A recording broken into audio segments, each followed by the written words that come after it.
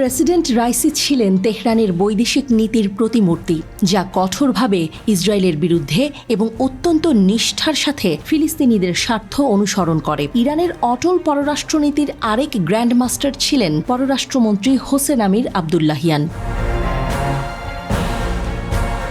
ওয়াশিংটনের স্টিমসন সেন্টারের গবেষক আল মায়াদিনে লিখেছেন, ইরানের ক্ষতি সত্ত্বেও তেহরানের বৈদেশিক নীতি এবং বিশ্ব ও মধ্যপ্রাচ্যের প্রতি দৃষ্টিভঙ্গি পরিবর্তন হবে না। প্রকৃতপক্ষে রাইসির ভাবধারা অব্যাহত থাকবে। ইব্রাহিম রাইসির উত্তরসূরি হলেন বর্তমান প্রেসিডেন্ট এবং সাবেক ভাইস প্রেসিডেন্ট মোহাম্মদ মোখবার, যিনি ইরানের আদর্শকে সমর্থন করার জন্য পরিচিত। গাজায় বাস্তুচ্যুতি, মৃত্যু এবং ধ্বংসের জন্য দায়ী ইসরায়েলের মতো গণহত্যামূলক শাসনের আগ্রাসন এবং নৃশংস পরিকল্পনার বিরুদ্ধে দাঁড়িয়ে একটি স্বাধীন ফিলিস্তিনের জন্য লড়াই করতে মোখবারও সম্পূর্ণভাবে প্রস্তুত। ফিলিস্তিনি স্বার্থের জন্য ইরানের দ্ব্যর্থহীন সমর্থনে বিন্দুমাত্র ছাড় দেয়া হবে না এবং এই অঞ্চলে আমেরিকান প্রভাব ভেঙে দিতে কোনো স্বর নরম হবে না। হামজা রিফাত লিখেছেন, প্রকৃতপক্ষে রাইসি পরবর্তী যুগ নিশ্চিত করবে যে ইরানের সিদ্ধান্ত গ্রহণ একটি স্বৈরাচারী রাষ্ট্র নয়, বরং একটি ইসলামী ধর্মতন্ত্র হিসেবে অব্যাহত থাকবে।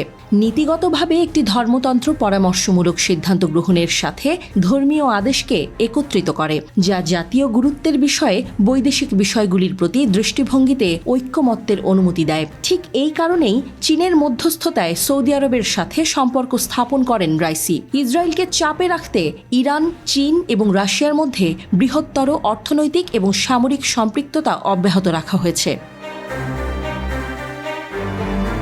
গণহত্যার শাসন সম্পর্কে ইরানের নীতি পরিষ্কার। ইহুদিবাদী শাসককে অবশ্যই নিরপরাধ ফিলিস্তিনিদের ওপর অত্যাচার বন্ধ করতে হবে, অথবা হামাস বা তেহরানের আক্রমণের শিকার হওয়ার ঝুঁকি নিতে হবে। হামাস রাইসির মৃত্যুকে তার প্রতিরোধ আন্দোলনের জন্য একটি বড় ক্ষতি এবং ইয়েমেনের হুথি বিদ্রোহীরা ইরানের প্রেসিডেন্টের মৃত্যুকে ইসলামী বিশ্ব, গাজা এবং ফিলিস্তিনের জন্য একটি বড় ক্ষতি হিসেবে মনে করছে। রাইসি পরবর্তী যুগে ইরান অভ্যন্তরীণ পারমাণবিক সমৃদ্ধকরণের বিষয়ে তার অবস্থান পরিবর্তন করবে কিনা তা নিয়ে জল্পনা কল্পনার অবসান ঘটায় যে জাতীয় পারমাণবিক নীতি ইরানের শীর্ষ নেতা খামেনি এবং সুপ্রিম ন্যাশনাল সিকিউরিটি কাউন্সিল দ্বারা নির্ধারিত হয়। আমেরিকার বেপরোয়া মনোভাবের কারণে 2015 সালের পারমাণবিক চুক্তি বাতিলের ফলে তেহরান পশ্চিমা সমালোচনার মুখেও তার সমৃদ্ধিমূলক কার্যক্রম বাড়াবে।